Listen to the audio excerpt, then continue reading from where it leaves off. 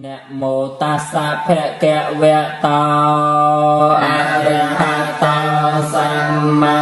สัมพุทธัสสะนะโมตัสสะภะคะวะโตอะระหะโตสัมมาสัมพุทธัสสะนะโมตัสสะภะคะวะโตอะระหะโตสัมมาสัมพุทธัสสะริกิริยานะมาสการថ្វាយរំលំនៃខ្ញុំព្រះករុណា